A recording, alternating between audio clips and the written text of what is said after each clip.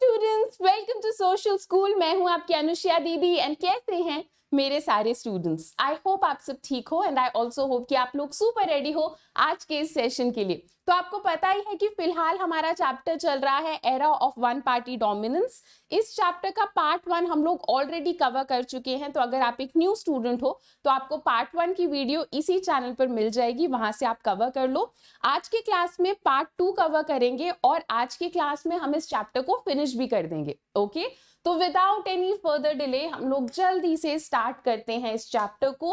और आज की क्लास की शुरुआत करेंगे हम लोग किस टॉपिक से? सोशलिस्ट पार्टी टॉपिक से। ठीक है, तो सोशलिस्ट पार्टी जो है ये टॉपिक आपके बुक में एक छोटे से येलो बॉक्स के अंदर दे रखा है। अक्सर बच्चे इस टॉपिक को स्किप कर देते हैं, पर हमें स्किप नहीं करना है, इंपॉर्टेंट टॉपिक है, इससे डेफिनेटली हमारा क्वेश्चन बन सकता है। तो चलो सोशलिस्ट पार्टी के बारे में हम लोग समझते हैं। तो स्टार्टिंग में सोशलिस्ट पार्टी का नाम था कांग्रेस सोशलिस्ट पार्टी, और ये पार्टी कांग्रेस के अंदर ही एक छोटी सी पार्टी थी जो कि 1934 में यंग लीडर्स ने मिलकर बनाई थी। इनका मेन मकसद क्या था? ये लोग चाहते थे कि सोसाइटी में इक्वालिटी आ जाए।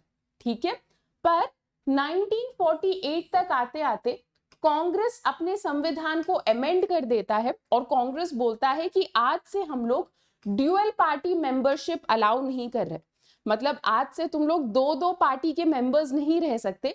तो ऐसे में क्या होता है, कांग्रेस सोशलिस्ट पार्टी को कांग्रेस से अलग हटना पड़ता है।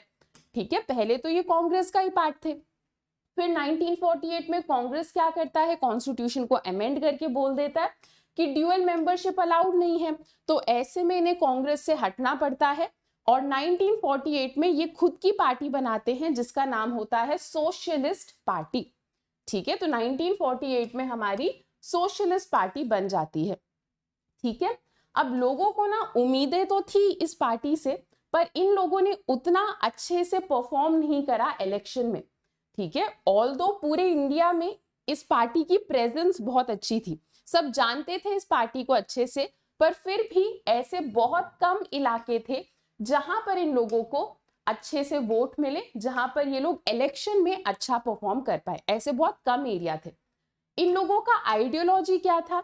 ये लोग सोशलिज्म के ऊपर विश्वास रखते हैं। ठीक है, डेमोक्रेटिक सोशलिज्म के ऊपर ये लोग विश्वास रखते थे एंड ये कैपिटलिज्म के खिलाफ थे।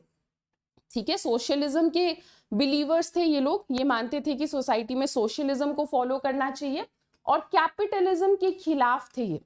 ठीक है, नेक्स्ट क्या था, ये लोग ना बार बार कांग्रेस को क्रिटिसाइज करते रहते थे कि कांग्रेस तो कैपिटलिज्म को फॉलो करता है, कांग्रेस तो रिच लोगों के लिए काम करता है। पर 1955 तक आते आते कांग्रेस बोल देता है कि आज से हम भी सोशलिस्ट। ठीक है, तो इस पार्टी के लिए, सोशलिस्ट पार्टी के लिए ये एक प्रॉब्लम थी, ये एक डायलेमा था कि स्टार्टिंग में तो ये लोग कांग्रेस को क्रिटिसाइज कर रहे थे कि तुम्हारे पास सोशलिज्म नहीं है कह के। 1955 तक आते आते कांग्रेस ने बोला कि चलो ठीक है, आज से हम भी सोशलिस्ट।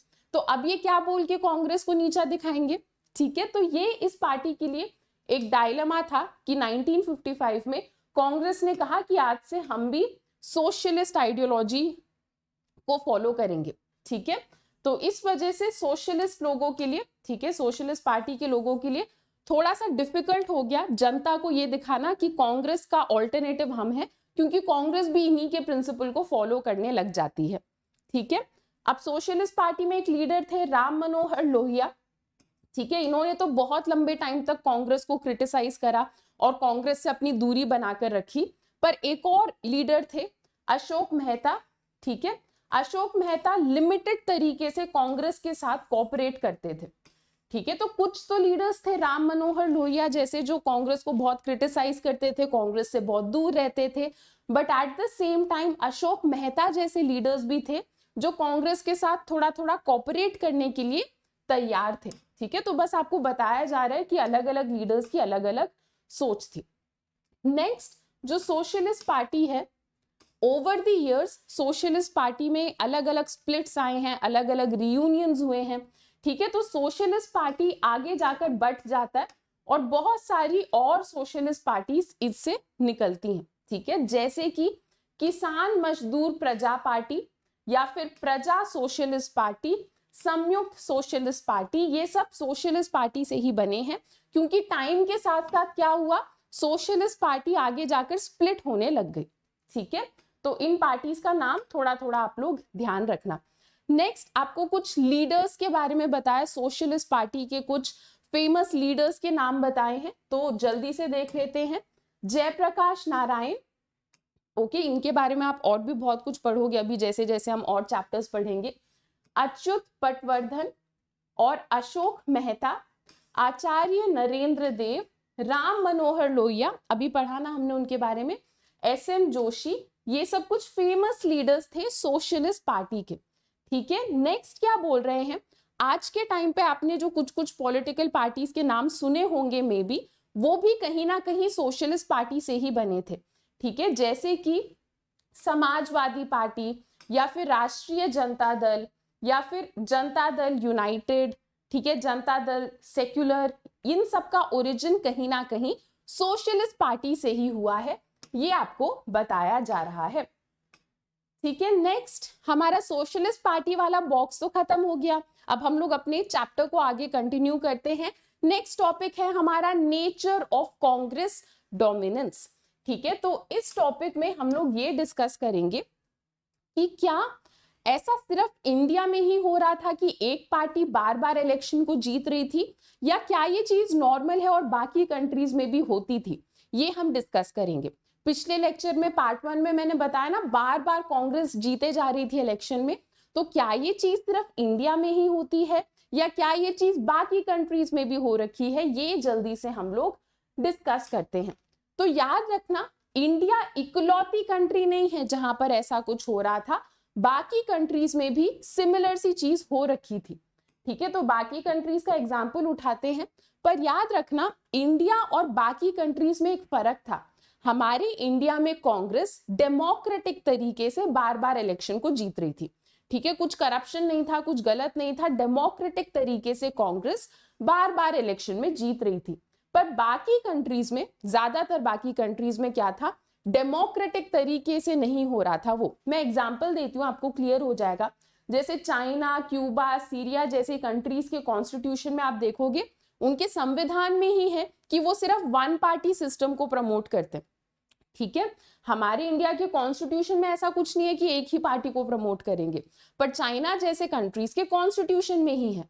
और कंट्रीज उठाते हैं, म्यांमार, बेलारूस, इजिप्ट, इरिट्रिया जैसे कंट्री में भी एक ही पार्टी है, पर डेमोक्रेटिक रीजन से नहीं, वहां पर मिलिट्री मेजर्स, ठीक है, military measures, military take over की वजह से एक ही पार्टी चले जा रही थी। नेक्स्ट कुछ और एग्जांपल्स हैं, जैसे कि मेक्सिको, साउथ कोरिया, ताइवान, यहाँ पर भी एक ही पार्टी डोमिनेंट थी। एंड आपको याद भी होगा, शायद आपको क्लास 9th में बता दिया जाता है कि मेक्सिको में एक पार्टी थी जो बार बार इलेक्शंस जीत तो रही थी पर करप्शन करके। अगर आपको याद है कि वो पार्टी कौन सी थी तो मुझे कमेंट सेक्शन में जरूर बताना। मैं आप सारे लोगों के कमेंट्स देखती हूँ, तो मुझे आइडिया लग जाएगा कि कौन कौन क्लास में अच्छे से सुन रहा है। ठीक है, तो मुझे बताना कौन सी वो करप्ट सी पॉलिटिकल पार्टी थी जिसके बारे में आपने क्लास 9th में भी पढ़ा है, जो मेक्सिको में गलत तरीके से बार बार इलेक्शन जीत रही थी। ठीक है, तो हम लोग इन सारी कंट्रीज की तरह नहीं थे। हमारे यहाँ कांग्रेस जीत तो रही थी, पर कांग्रेस एज सच कुछ बहुत मेजर करप्शन वगैरह नहीं कर रही थी। कांग्रेस डेमोक्रेटिक तरीके से जीत रही थी। अगर आप इंडिया को किसी कंट्री के साथ कंपेयर करना ही चाहते हो तो ऐसे में आप साउथ अफ्रीका के साथ कंपेयर कर सकते हो।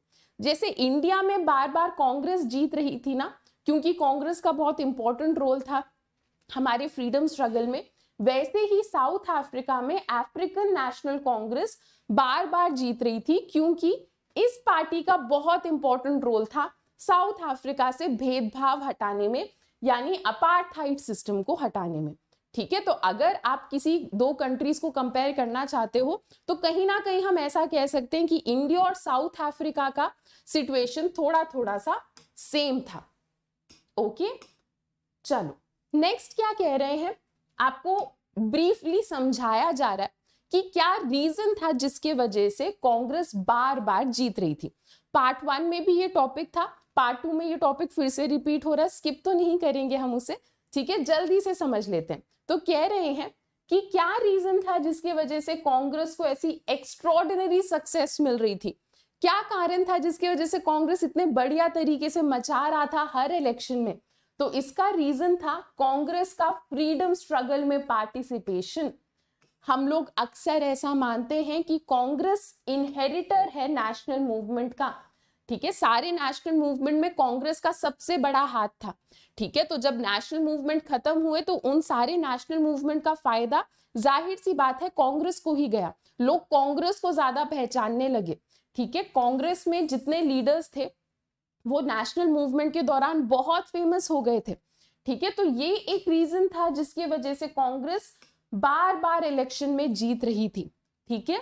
और कांग्रेस ने ना बहुत पहले एक वेल ऑर्गेनाइज्ड पार्टी बना ली थी, ठीक है। कांग्रेस ने बहुत पहले एक वेल ऑर्गेनाइज्ड पार्टी बना ली थी। जब तक कांग्रेस बन के पूरे इंडिया में फैल गया था ना, उस टाइम पे तो बहुत सारी पार्टीज बनी भी नहीं थी। तो इसलिए हम कहते हैं कि Congress first of the blocks था। फर्स्ट ऑफ द ब्लॉक मतलब बाकी सारे पॉलिटिकल पार्टीज के कंपैरिजन में कांग्रेस ने बहुत पहले शुरुआत कर ली, तो इसीलिए कांग्रेस रेस में आगे था। आप इसे कुछ इस तरीके से समझो कि मान लो दो बच्चे हैं, दो स्टूडेंट्स हैं, ठीक है।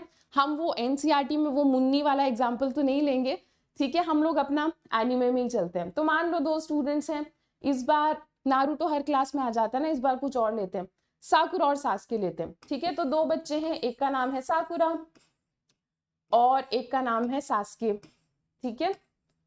तो इनमें से एक जो है, ठीक है, साकुरा जो है वो बहुत अच्छा पढ़ती है, ठीक है, और उसने जैसे ही क्लास 12 स्टार्ट हुआ बहुत बढ़िया तरीके से पहले दिन के साथ तैयारी करनी स्टार्ट कर दी, ठीक है। और जो सास्के जो है उसका पढ़ाई में इतना कुछ मन नहीं रहता लगता, ठीक है, थोड़ा दुखी दुखी सा रहता है। तो सास्के ने क्या करा, पूरे साल पढ़ाई नहीं करी, बोर्ड एग्जाम के 1-2 महीने पहले पढ़ाई चालू करी सास्के ने, ठीक है। तो जाहिर सी बात है क्योंकि साकुरा ने तैयारी जल्दी स्टार्ट करी तो वो रेस में थोड़ा आगे रहेगी, है ना। इसी को ही हम फर्स्ट ऑफ द ब्लॉक कहते हैं कि पहले तैयारी स्टार्ट करी तो रेस में एक एडवांटेज मिलेगा। तो यही सेम चीज कांग्रेस के साथ हुई। कांग्रेस ने बहुत पहले एक प्रॉपर पॉलिटिकल पार्टी बना ली थी जिसकी वजह से कांग्रेस को एक एडवांटेज मिला, ठीक है। जब तक हमें आजादी मिलती है तब तक तो कांग्रेस ऑलमोस्ट पूरे इंडिया में अच्छे तरीके से फैल चुका था। इसके अलावा एक और रीजन जिसकी वजह से कांग्रेस मचा रहा था वो ये था कि कांग्रेस एक ऑल इंक्लूसिव पार्टी है। ऑल इंक्लूसिव पार्टी का क्या मतलब है, उस टाइम की जो कांग्रेस थी उसमें अलग अलग टाइप के लोग थे, बहुत ज्यादा डाइवर्सिटी थी। मैं आपको थोड़ा और इन डिटेल समझाती हूँ, ठीक है। जैसे उस टाइम की जो कांग्रेस थी उसमें बहुत टाइप के लोग थे, रिच भी थे, पुअर भी थे, उस टाइम पे कास्ट सिस्टम चलता था तो अपर कास्ट के भी लोग थे, लोअर कास्ट के भी लोग थे, बहुत ज्यादा डाइवर्सिटी थी। तो हर एक कम्युनिटी के लोगों को लगता था कि कोई ना कोई कारण है उनके पास कांग्रेस को वोट देने का, ठीक है। बाकी अभी और आगे जाएंगे तो तुम्हें और इन डिटेल बताया जाएगा कि कांग्रेस में डाइवर्सिटी कितनी थी, ठीक है। चलो नेक्स्ट टॉपिक है हमारा Congress as social and ideological coalition, ठीक है। कोएलिशन का क्या मतलब होता है, गठबंधन, है ना। सोशल कोएलिशन का मतलब कांग्रेस एक ऐसी पार्टी है जिसमें सोसाइटी के अलग अलग टाइप के लोग हैं, ओके। सोशल कोएलिशन तो आ गया समझ। आइडियोलॉजिकल कोएलिशन मतलब कांग्रेस एक ऐसी पार्टी है जिसमें अलग अलग सोच विचार के लोग हैं, ठीक है। तो अभी मैंने ऊपर से टॉपिक समझा दिया, अभी इन डिटेल समझना स्टार्ट करते हैं, ठीक है। तो कांग्रेस की ना शुरुआत 1885 में ही हो गई थी। 1885 में कांग्रेस पॉलिटिकल पार्टी तो नहीं थी पर कांग्रेस प्रेशर ग्रुप थी। प्रेशर ग्रुप मतलब कुछ लोगों ने साथ में मिलकर एक ग्रुप बना लिया और ये लोग गवर्नमेंट के ऊपर प्रेशर लगाते थे कि आप ऐसा करो वैसा करो, ठीक है। गवर्नमेंट को मतलब परेशान करते थे, क्रिटिसाइज करते थे। तो 1885 में कांग्रेस एक प्रेशर ग्रुप थी। तो अब तुम्हें समझ आ रहा है कि कांग्रेस ने कितनी पहले शुरुआत कर ली थी। तो 1885 में ये लोग प्रेशर ग्रुप थे, फिर बाद में टाइम के साथ साथ धीरे धीरे ये एक पॉलिटिकल पार्टी बन जाते हैं, ठीक है। बाद में टाइम के साथ साथ ये लोग एक प्रॉपर पॉलिटिकल पार्टी अपनी बना लेते हैं। जब कांग्रेस की शुरुआत हुई थी ना तब कांग्रेस में ज्यादातर लोग कैसे थे, इंग्लिश स्पीकिंग लोग थे, अपर कास्ट के लोग थे, अपर मिडिल क्लास के लोग थे और शहर के रिच लोग थे। ठीक है, जब शुरुआत हुई थी कांग्रेस की तब ऐसा था, कांग्रेस में इस टाइप के लोग ज्यादा थे। पर जैसे जैसे इन लोगों ने नेशनल मूवमेंट करे ना, कांग्रेस और फेमस होता गया और धीरे धीरे अर्बन एरियाज के अलावा रूरल एरिया के लोग भी कांग्रेस के साथ जुड़ने लगे, गांव के लोग भी धीरे धीरे कांग्रेस के साथ जुड़ने लगे और टाइम के साथ साथ कांग्रेस एक डाइवर्स सा ग्रुप बन जाता है जिसमें अलग अलग टाइप के लोग होते हैं। ठीक है, तो कांग्रेस में मैंने अभी बताया ना डाइवर्सिटी समझेंगे, तो कांग्रेस में क्या था, फार्मर्स भी थे, बड़े बड़े इंडस्ट्रियलिस्ट भी थे, ठीक है, शहर के लोग भी थे, गांव के लोग भी थे, वर्कर्स भी थे, ओनर्स भी थे, मिडिल लोअर क्लास के भी लोग थे, अपर क्लास के भी लोग थे, अलग अलग कास्ट के भी लोग थे। तो अब तुम्हें ये पैराग्राफ देखकर समझ आ रहा होगा कि अच्छा, कांग्रेस में तो बहुत ज्यादा सोसाइटी के अलग अलग लोग थे। इसी चीज को हम लोग सोशल कोएलिशन कहते हैं कि सोसाइटी के अलग अलग लोग साथ में मिलके कांग्रेस में काम कर रहे थे। ठीक है, स्टार्टिंग में तो ऐसा था कि कांग्रेस में अपर कास्ट के लोग ही लीडर्स बनते थे, पर धीरे धीरे ये चीज भी कांग्रेस में बदलने लग गई एंड जो लीडर्स थे वो भी अलग अलग बैकग्राउंड से आने लग गए। टाइम के साथ हमारे एनसीईआरटी में एक टर्म यूज कर रखा है कि टाइम के साथ कांग्रेस में रेनबो लाइक सोशल कोएलिशन आ जाता है। क्या मतलब है इसका, तुम भी अपने आंसर्स में ऐसे लिख कर आना, रेनबो लाइक सोशल कोएलिशन। ठीक है, तो क्या मतलब होता है इसका, हमारे रेनबो में जैसे अलग अलग कलर्स है ना, वैसे कांग्रेस में भी अलग अलग टाइप के लोग थे। तो टाइम के साथ साथ कांग्रेस में डाइवर्सिटी बढ़ जाती है, बस वही तुम्हें इस लाइन में समझाया जा रहा है कि टाइम के साथ साथ कांग्रेस में अलग अलग क्लास, अलग अलग कास्ट, अलग अलग रिलीजन के लोग, अलग अलग भाषा बोलने वाले लोग, ये सारे लोग साथ में मिलके काम करना स्टार्ट कर देते हैं हमारी कांग्रेस में। ठीक है, तो ये तो मैंने तुम्हें समझाया सोशल कोएलिशन। अब आइडियोलॉजिकल कोएलिशन क्या होता है वो समझते हैं। ठीक है, तो मान लो ये हमारा कांग्रेस है, ठीक है, तो उस टाइम पे कांग्रेस के अंदर छोटे छोटे ग्रुप्स थे जो अलग अलग आइडियोलॉजी को फॉलो करते थे। ठीक है, मान लो कोई एक लिबरल है, ठीक है, मान लो कोई एक कंजर्वेटिव है, कोई एक रैडिकल है, मान लो कोई सोशलिस्ट है। तो ये सारे कहने को तो कांग्रेस का ही पार्ट है ना, कहने को ये सारे लोग कांग्रेस का ही पार्ट है, पर ये लोग, इनकी आइडियोलॉजी अलग है। ठीक है, आपस में इनकी आइडियोलॉजी अलग है, तो इसे हम कहते हैं आइडियोलॉजिकल कोएलिशन, कि कांग्रेस के अंदर ऐसे लोग भी थे जिनके विचार मैच नहीं होते, जिनकी आइडियोलॉजी अलग है, तो इसे हम कहते हैं आइडियोलॉजिकल कोएलिशन। ठीक है, तो कांग्रेस में अलग अलग आइडियोलॉजी के भी लोग थे। तो कांग्रेस टाइम के साथ एक ऐसा प्लेटफॉर्म बन गया था जिसे तुम ज्वाइन कर सकते हो, और चाहे तुम्हारी आइडियोलॉजी कांग्रेस के साथ मैच होती हो या ना होती हो, तुम कांग्रेस को ज्वाइन करके अपने आप को प्रमोट कर सकते हो, अपने आइडियोलॉजी को प्रमोट कर सकते हो।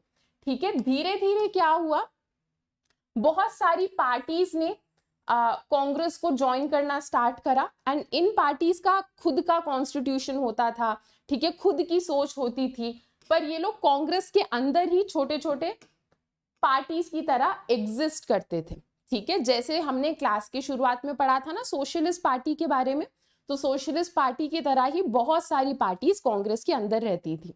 पर सोशलिस्ट पार्टी तो आगे जाके कांग्रेस से हट गया था ना, तो ऐसे ही बहुत सारी पार्टीज कांग्रेस के साथ थी स्टार्टिंग में, पर टाइम के साथ बाद में जाके वो कांग्रेस से हट जाती हैं। ओके, तो कह रहे हैं डिस्पाइट डिफरेंसेस, वैसे तो कांग्रेस के अंदर ये जो छोटी छोटी पार्टीज थी इनका आपस में ज्यादा बनती नहीं थी, ये लोग लड़ते झगड़ते रहते थे, पर डिस्पाइट डिफरेंसेस ये कोई ना कोई तरीका ढूंढ ही लेते थे साथ में काम करने का। ठीक है, यहां तक क्लियर है तुम लोगों को। नेक्स्ट टॉपिक है हमारा tolerance and management of faction. ठीक है, tolerance and management of faction. सबसे पहले तुम्हें ये डाउट आ रहा होगा कि फैक्शंस क्या है। वैसे तो जब हम आगे बढ़ेंगे तो फैक्शंस इन डिटेल तुम्हें बता दिया जाएगा, मतलब एक सेंटेंस में तुम्हें फैक्शन समझाया जाएगा, पर क्योंकि टॉपिक का नाम ही ये है तो पहले तुम फैक्शन समझ लो फिर हम ये स्टार्ट करते हैं। ठीक है, तो अभी मैंने तुम्हें बताया कि कांग्रेस के अंदर छोटे छोटे ऐसे पार्टीज या छोटे छोटे ग्रुप्स एग्जिस्ट करते थे। तो ये छोटे छोटे ग्रुप्स जो कि कांग्रेस पार्टी के अंदर एग्जिस्ट करते थे, इनको हम कहते हैं फैक्शन। इजी, फैक्शन आ गया सबको समझ, इजी पीजी लेमन स्क्वीजी, ठीक है, फैक्शन हो गया। आगे बढ़ते हैं, ठीक है। तो क्या कह रहे हैं हाँ, तो क्या कह रहे हैं कि कांग्रेस में कोएलिशन लाइक कैरेक्टर था, ठीक है, गठबंधन जैसी फीलिंग आती थी कांग्रेस में, क्योंकि अलग अलग टाइप के लोगों ने कांग्रेस को ज्वाइन कर रखा था। अब जब अलग अलग सोच विचार के लोग या अलग अलग डाइवर्स लोग साथ में मिलके काम करते हैं तो मिसअंडरस्टैंडिंग्स बहुत ज्यादा होती हैं। तो ऐसे में बोला जा रहा है कि अक्सर लोगों को कॉम्प्रोमाइज करना पड़ता था और इंक्लूसिवनेस के साथ काम करना पड़ता था, मतलब मिलजुल कर कॉम्प्रोमाइज करके काम करना पड़ता था, विच इज नॉर्मल। हर एक कोएलिशन में ये करना ही पड़ता है, ठीक है। आप खुद सोचो कि एक क्लास में या फिर मतलब एक फैमिली में भी लोगों को कॉम्प्रोमाइज करना पड़ता है एंड इट इज ओके, ठीक है। तो कोएलिशन में भी जब अलग अलग टाइप के लोग साथ में मिलके काम कर रहे होते हैं तो कॉम्प्रोमाइज करना पड़ता है, कभी दूसरों की बात भी माननी पड़ती है। तो ये कांग्रेस में चल रहा था, ठीक है। ये लोग कॉम्प्रोमाइज करते थे और इंक्लूसिवनेस, साथ में मिलजुल कर काम करते थे, ठीक है। अब इसके वजह से क्या होता है, कांग्रेस के जितने ऑपोजिशन पार्टीज होते हैं ना वो परेशान हो जाते हैं, ठीक है। क्यों परेशान हो जाते हैं, देखो ऑपोजिशन पार्टी का जनरली क्या काम होता है, रूलिंग पार्टी की कमियां निकालना, रूलिंग पार्टी को परेशान करना कि ये करो वो करो, तुम में ये गलती है, तुम ऐसे नहीं हो वैसे नहीं हो, ये सब बोलना ऑपोजिशन पार्टी का काम होता है ना। पर मैंने तुम्हें बताया कि कांग्रेस के अंदर ही बहुत सारे ग्रुप्स थे, है ना, और ये ग्रुप्स आपस में ही लड़ते रहते थे, आपस में ही एक दूसरे की कमियां निकाल रहे हैं, आपस में एक दूसरे को परेशान करते रहते थे। तो ऐसे में ऑपोजिशन पार्टी करे तो करे क्या, ऑपोजिशन पार्टी के पास ज्यादा काम नहीं रहता था, क्योंकि कांग्रेस में आपस में ही ये ग्रुप्स एक दूसरे की कमियां निकाल दिया करते थे, ठीक है। तो ये आइडियोलॉजिकल कोएलिशन की वजह से होता था कि ऑपोजिशन पार्टी के लोगों के पास ज्यादा काम नहीं बचा। नेक्स्ट क्या कह रहे हैं, क्योंकि इतने अलग अलग टाइप के लोग थे कांग्रेस में तो अलग अलग एम्बिशन के लीडर्स भी थे कांग्रेस में, ठीक है। अलग अलग एम्बिशन मतलब अलग अलग एम वाले लीडर्स भी थे, ठीक है। जैसे सोशलिस्ट पार्टी है या कोई और लिबरल्स की पार्टी है, तो इन सारे पार्टीज के बढ़िया बढ़िया लीडर्स भी थे कांग्रेस में, जो कि अच्छी बात है, ठीक है, कि अलग अलग लीडर्स भी थे कांग्रेस में। ओके, चलो तो देखो यहाँ पे बताया जा रहा है तुम्हें, groups inside the party are called faction. ये मैंने तुम्हें स्टार्टिंग में ही बता दिया था कि अगर ये कांग्रेस पार्टी है, कांग्रेस के अंदर जो छोटे छोटे ग्रुप्स हैं इनको हम कहते हैं फैक्शन। इजी, फैक्शन आ गया सबको समझ, ठीक है। तो कांग्रेस का जो कोएलिशन वाला नेचर था इसमें ये चीजों को टॉलरेट करते थे, ठीक है, आपस में ये लोग बनाकर रखते थे, ये तुम्हें बताया जा रहा है, ठीक है। Leaders representing different ideology remained with in Congress. Okay, तो सोशल और आइडियोलॉजिकल कोएलिशन की वजह से क्या होता था, ज्यादातर लीडर्स जिनकी सोच अलग भी होती थी ये लोग कांग्रेस के अंदर ही रहते थे और आपस में लड़ते थे। ये लोग इतनी जल्दी कांग्रेस छोड़कर बाहर जाना पसंद नहीं करते थे, ठीक है। तो इसके वजह से क्या होता था, कांग्रेस की स्ट्रेंथ बनी रहती थी। हालांकि कुछ कुछ पार्टीज छोड़ के चली भी जाती थी सोशलिस्ट पार्टीज की तरह, ठीक है, पर ज्यादातर पार्टीज कांग्रेस का हिस्सा रहने की ही कोशिश करती थी, ठीक है। तो अब तुम्हें आइडिया लग रहा है कि कांग्रेस कितनी स्ट्रांग थी उस टाइम पे। रूलिंग पार्टी भी कांग्रेस थी और ऑपोजिशन में भी कोई इतना खास नहीं था, ऑपोजिशन पार्टी भी कांग्रेस ही थी, ये लोग आपस में ही लड़ते रहते थे, ठीक है। तो इसीलिए उस टाइम पीरियड को हम लोग कांग्रेस सिस्टम कहते हैं, ठीक है। हम पॉलिटिकल साइंस में पॉलिटिक्स के उस टाइम पीरियड को कांग्रेस सिस्टम कहते हैं, क्योंकि जो थी कांग्रेस ही थी, रूलिंग पार्टी भी कांग्रेस है, ऑपोजिशन पार्टी भी कांग्रेस ही थी। ओके, तो ये तुम्हें याद रखना है। तो era of one party dominance में हमें क्या बताया जा रहा है, एक ऐसा टाइम पीरियड जब एक पॉलिटिकल पार्टी थी जो पॉलिटिक्स को पूरे तरीके से डोमिनेट कर रही थी और वो कांग्रेस थी, इसीलिए इस टाइम पीरियड को हम लोग कांग्रेस सिस्टम भी कहते हैं। पहले 3 इलेक्शन का जो टाइम पीरियड था उसमें हम कहते हैं कि कांग्रेस सिस्टम चल रहा था, मतलब जो थी वो सिर्फ कांग्रेस ही थी, ठीक है। चलो अब हम लोग आते हैं अपने नेक्स्ट टॉपिक में, जो है इमर्जेंस ऑफ ऑपोजिशन पार्टीज। ठीक है, ऐसा नहीं था कि बिल्कुल कोई ऑपोजिशन पार्टी थी ही नहीं, धीरे धीरे टाइम के साथ ऑपोजिशन पार्टीज भी बनने लगती हैं। तो उन ऑपोजिशन पार्टीज के बारे में तुम्हें इस टॉपिक में बताया जाएगा। ठीक है, तो इंडिया में ऐसा नहीं था कि कांग्रेस ही सिर्फ इकलौती पार्टी थी, और भी पॉलिटिकल पार्टीज थी। ठीक है, some of these had come into being even before 1952। ठीक है, कुछ तो ऑपोजिशन पार्टी ऐसी थी जो 1952 यानी पहले इलेक्शन के पहले ही बहुत सारी ऑपोजिशन पार्टीज हमारे कंट्री में थी।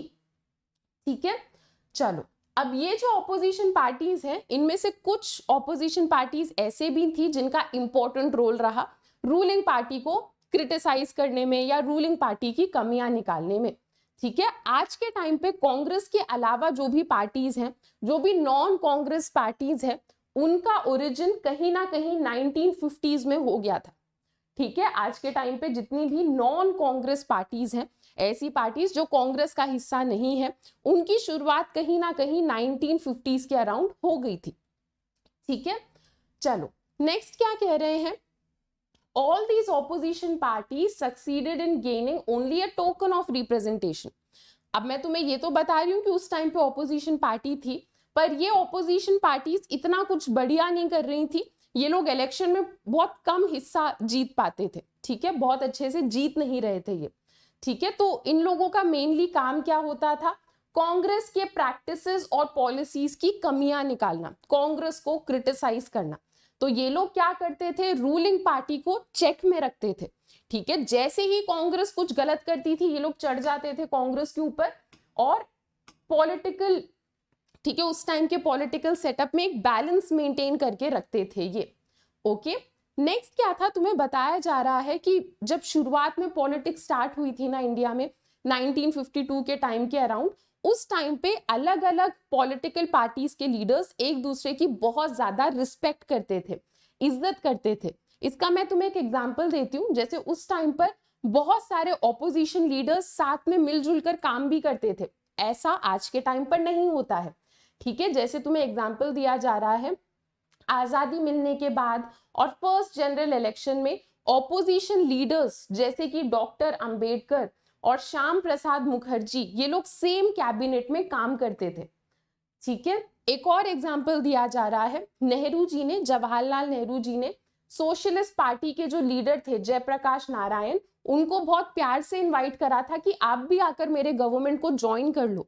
तो उस टाइम पे लीडर्स एक दूसरे की रिस्पेक्ट करते थे, चाहे वो ऑपोजिशन में ही क्यों ना हो। ठीक है, इस टाइप का जो रिलेशन है वो आज के टाइम पे उतना एग्जिस्ट नहीं करता। जैसे जैसे हम पॉलिटिक्स में और आगे आते गए, कंपटीशन इतना बढ़ गया कि इस टाइप का म्यूचुअल रिस्पेक्ट टाइम के साथ धीरे धीरे कम हो गया। ठीक है, चलो तो ये तो तुम्हारा एक टॉपिक फिनिश हो गया है। अब क्या है, हमारे बुक में कुछ टॉपिक्स दे रखे हैं बॉक्सेस में जो कि इंपॉर्टेंट है, बिल्कुल यहाँ से क्वेश्चन आ सकता है, तो हम स्किप नहीं कर रहे हैं। उन्हीं में से एक टॉपिक है कम्युनिस्ट पार्टी ऑफ इंडिया। तो पहले कम्युनिस्ट पार्टी ऑफ इंडिया को जल्दी से समझते हैं।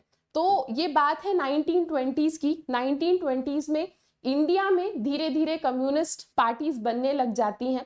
एंड ये लोग कहाँ से इंस्पायर हो रहे थे, आप लोगों ने क्लास 9th में रशियन रेवोल्यूशन पढ़ा है ना, तो रशिया में बोल्शेविक रेवोल्यूशन चल रहा था, वहां से ये लोग इंस्पायर हो रहे थे और इन लोगों ने सोचा कि क्यों ना हम सोशलिज्म को इंडिया में अपना कर देखें। ठीक है, नेक्स्ट क्या हुआ, 1935 तक तो जो कम्युनिस्ट पार्टी है वो कांग्रेस के अंदर ही काम करती थी।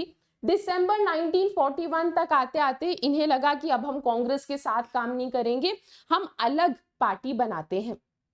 ठीक है, तो नेक्स्ट क्या था, जो सीपीआई है, ठीक है, कम्युनिस्ट पार्टी ऑफ इंडिया जो है, आपको बताया जा रहा है कि ये वेल ऑर्गेनाइज पार्टी थी। ठीक है, कांग्रेस के अलावा बाकी पार्टीज उस टाइम पे इतनी वेल ऑर्गेनाइज नहीं थी, पर सीपीआई जो है वो बहुत वेल ऑर्गेनाइज थी। ठीक है, जब हमें आजादी मिलती है तो सीपीआई के जो लोग थे वो ये क्वेश्चन करने लग जाते हैं कि क्या इंडिया को सही में आजादी मिली है या क्या ये सब मतलब सिर्फ एक दिखावा है।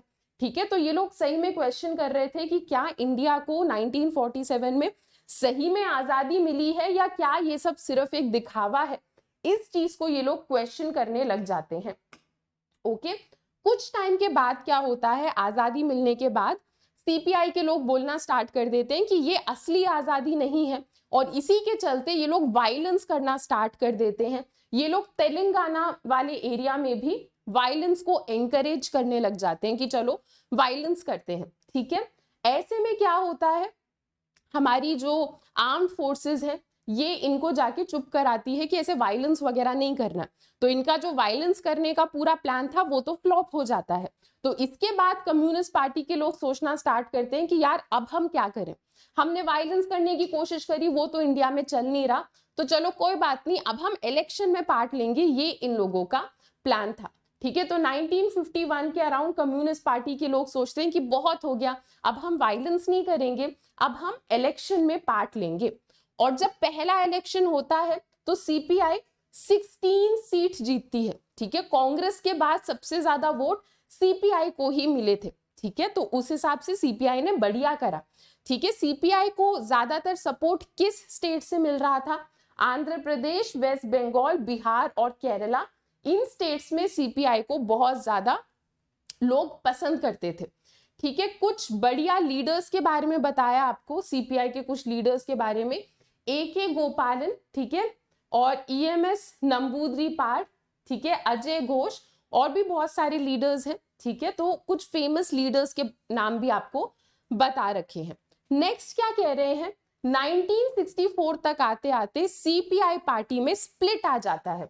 मतलब ये जो सीपीआई पार्टी थी हमारी, ये आगे जाकर बट जाती है, ठीक है। सीपीआई का एक हिस्सा जो है वो रशिया के सोशलिज्म को फेवर करता था, और सीपीआई का जो दूसरा हिस्सा है वो कहता था कि हम तो चाइना के सोशलिज्म को फेवर करते हैं, ठीक है।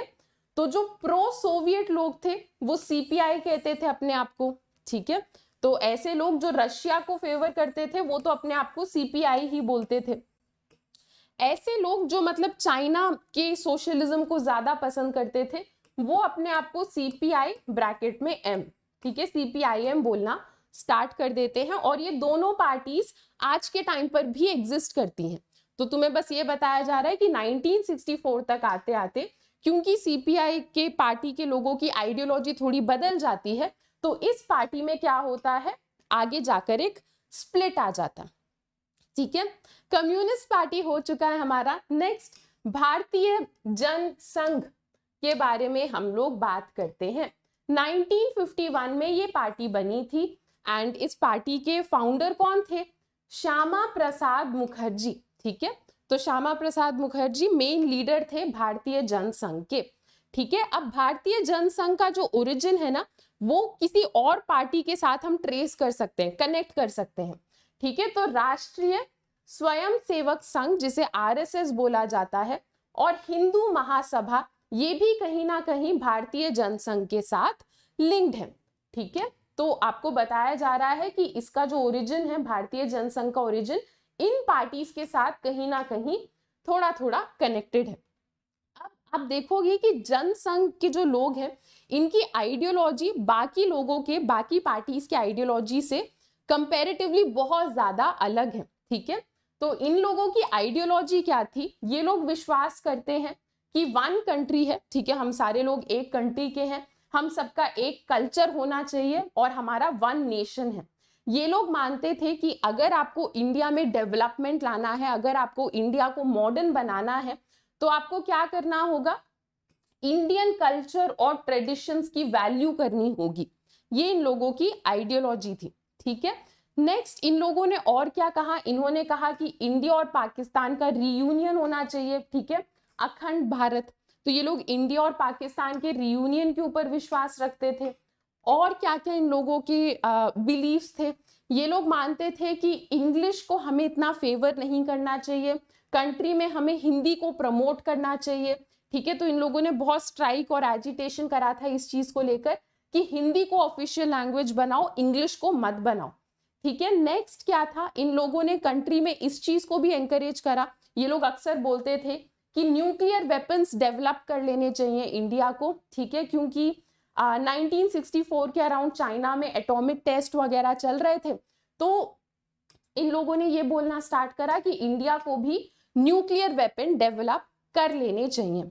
ठीक है, नेक्स्ट थोड़ा सा तुम्हें डेटा दे रखा है कि 1950s के अराउंड जनसंघ के जो लोग हैं वो इलेक्शन में कैसा कर रहे थे। तो कुछ बहुत बढ़िया तो नहीं कर रहे थे, पर हाँ 3 लोकसभा सीट्स मिली इन्हें 1952 में, ठीक है, और 4 सीट 1957 के लोकसभा इलेक्शन में। ठीक है, चलो अब इन लोगों को सपोर्ट कौन से स्टेट से मिलता था? इन लोगों को राजस्थान, मध्य प्रदेश, दिल्ली और यूपी में से सबसे ज्यादा सपोर्ट मिलता था। इन स्टेट के लोग सबसे ज्यादा सपोर्ट करते थे। पार्टी के लीडर्स का नाम बताया जा रहा है श्याम प्रसाद मुखर्जी, ये तो हमने देख लिया। ठीक है, दीनदयाल उपाध्याय, बलराज मधोक, ये सब फेमस लीडर्स थे। ठीक है, जो भारतीय जनता पार्टी है, भारतीय जनता पार्टी का भी ओरिजिन भारतीय जनसंघ से ही हुआ था।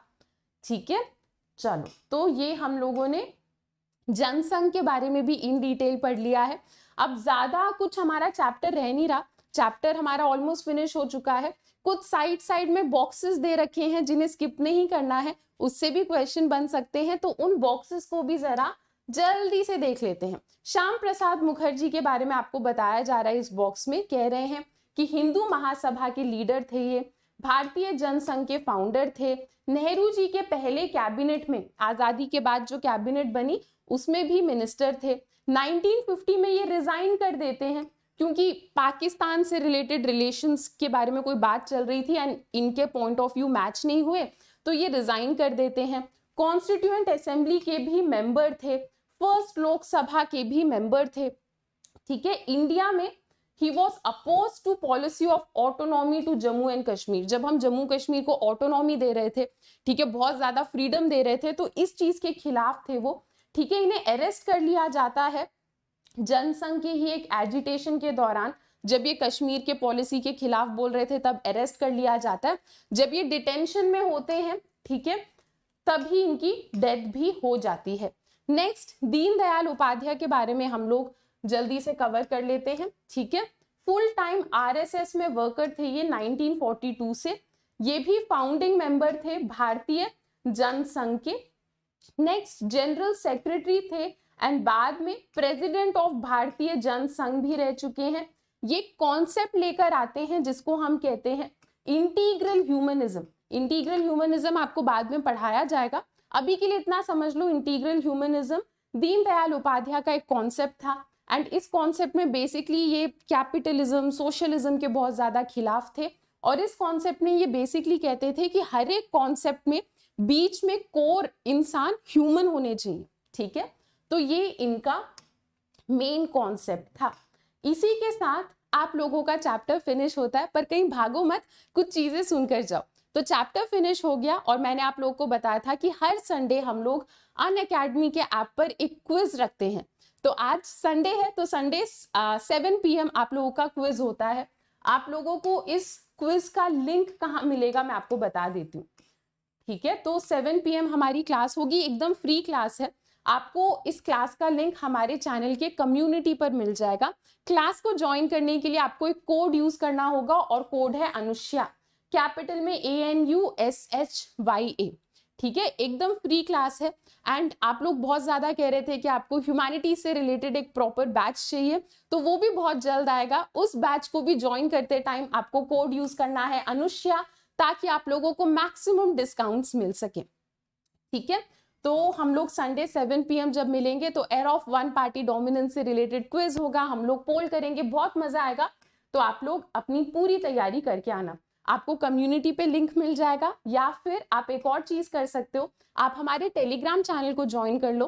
टेलीग्राम चैनल का लिंक आपको इस वीडियो के डिस्क्रिप्शन में भी मिल जाएगा। टेलीग्राम चैनल से भी आप मेरे क्लास को ज्वाइन कर सकते हो और टेलीग्राम चैनल पर मैं आपको, अब क्योंकि चैप्टर खत्म हो गया तो इस चैप्टर के नोट्स भी मैं आपको वहां पर दे दूंगी। ठीक है, सो आई होप आपको आज का ये लेक्चर अच्छा लगा एंड फाइनली हमारा ये चैप्टर फिनिश हो गया है। अब नेक्स्ट चैप्टर आपको कौन सा चाहिए आप लोग मुझे कमेंट सेक्शन में बताना।